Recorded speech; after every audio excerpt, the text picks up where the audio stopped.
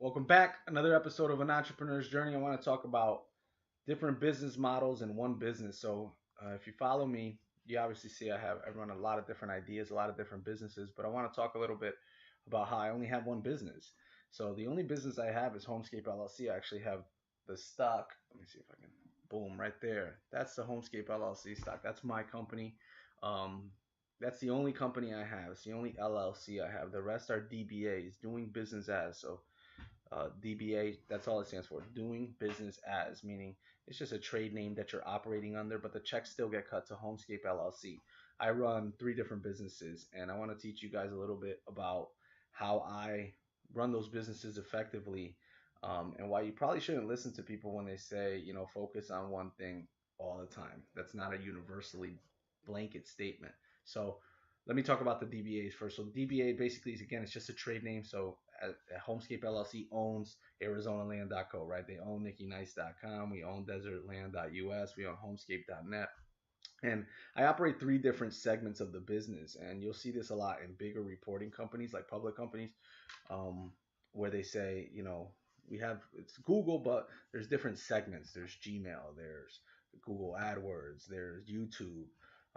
Same thing with Facebook, right? There's Facebook, but then there's Instagram, there's Facebook ads. So they have these different segments of revenue, and I break down my three segments into three different things, and I'm going to show you guys how you guys can break down these segments, and whether you're doing a lot of different activities, how to really synthesize and manage those activities. So I got I got really two big tips. So my first big tip, I have three segments. So I'll show you guys through experience, right? My three segments, I do services, so business plan writing, consulting, website design, financial projections, investor proposals.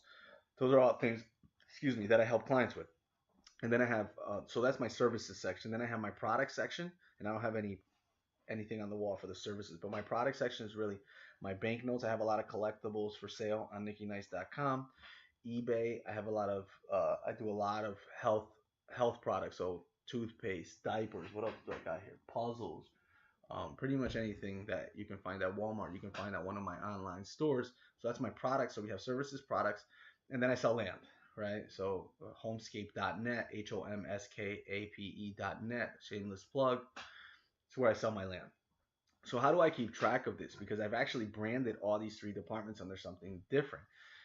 So my biggest tips are use technology. So for example, if you contact Nikki Nice through the website and I reply to you, you're going to get it from NikkiNice at Gmail.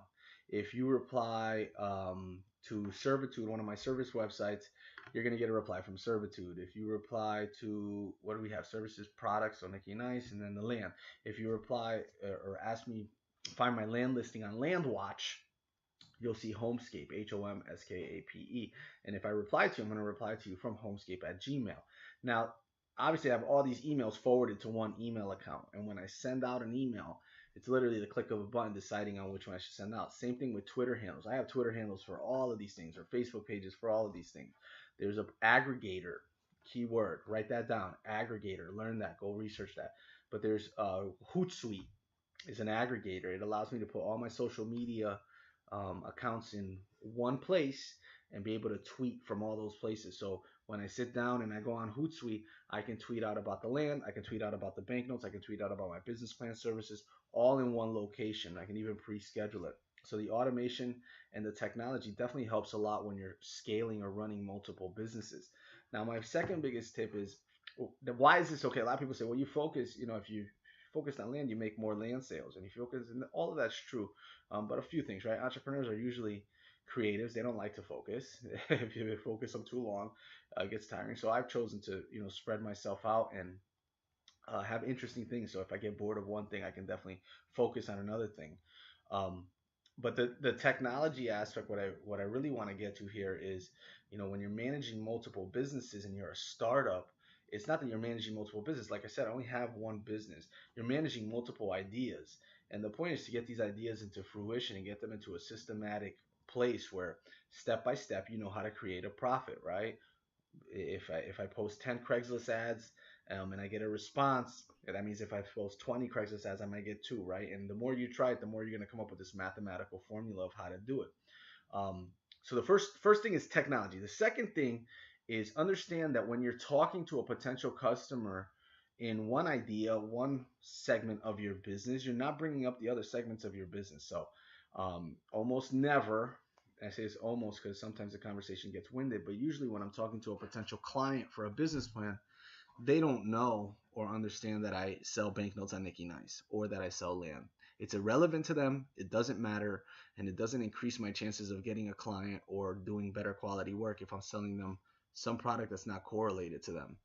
So as an entrepreneur, a lot of times when you start a business as a startup, you don't know if you're going to be profitable, right? You have no idea if you're going to be profitable. So you're trying all these different things, and you don't have to start a new business for all these different things. You should try those things. And when you find something that works, repeat it again and again and again. That'll make you profitable. But if you're still testing something else, if you have something that's working, for example, in my situation, and this could be any situation, right? You could be a yoga instructor on this side and a dance instructor on this side. Those kind of match, but then you can also be an accountant, right, during the day. So my point is, if you're an accountant during the day, you're not trying to sell that person your yoga services. And if you're in front of the yoga class, you're not telling them that you can file their tax returns. Although there may be a time when that's important or that can work, for the most part, you want to stay focused on your pitch or who's in front of you. So when a customer calls me and says, "Oh, I have land for sale," or I want to buy some land from you, and I start telling them the process of what it takes to buy land, I don't go and say, "Oh, by the way, do you need a business plan?" Right?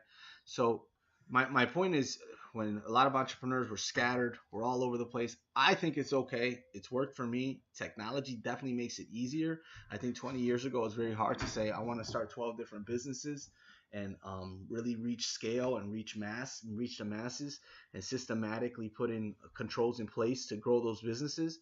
I think now technology has definitely made it easier. The same cold emails that work for business plans work for websites and work for financial projections. The same responses or as I should say, programs, right? Because I systematically write down responses. So when I get a inquiry, for example, for land, hey, what's up with that land in Arizona? Can you tell me more about it? Once I write that email the first time, I'm saving that email somewhere in a Word document. And if I ever, and I'm probably more than likely, you're going to get the same email again, right? From somebody else. Hey, what about that other land in Arizona? And you should have a systematic format on how to respond to people. So technology plays a big part in how you can grow a lot of your ideas, right? Because you're going to be able to grow it literally by writing templates and instructions for the next wave that comes around.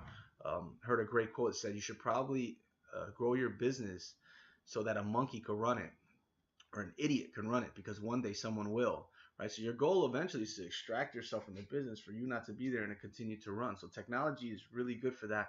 And this, again, my second tip is make sure you're focused when you're talking to somebody about a certain line of business.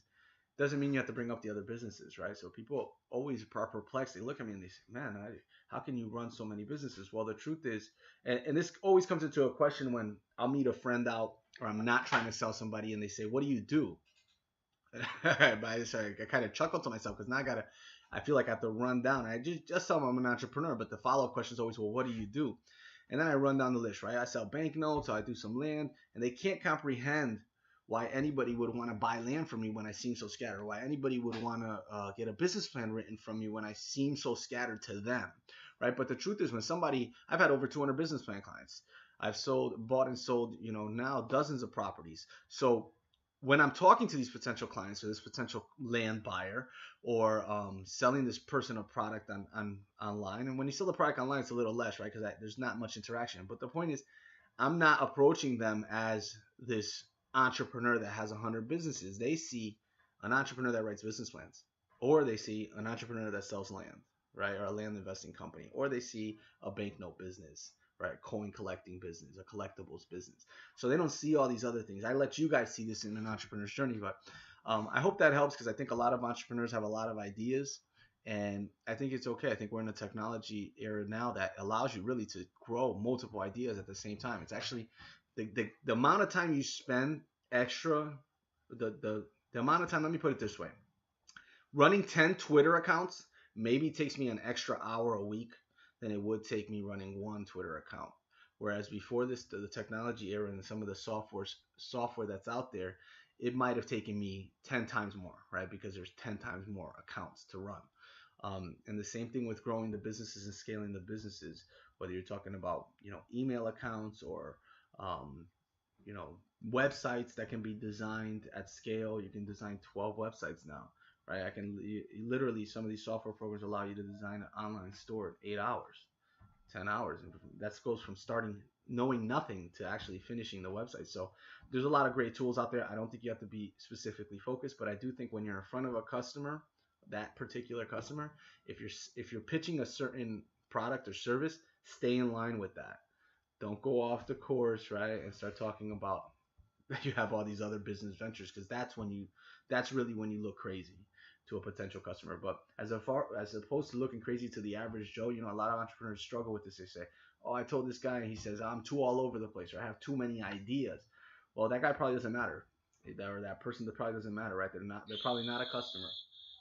So, oh man, the alarm went off. Somebody's car alarm went off. So anyway, this guy got me off track. That's my point of the business. Growing and scaling your business. Use technology. Technology will allow you to scale businesses faster.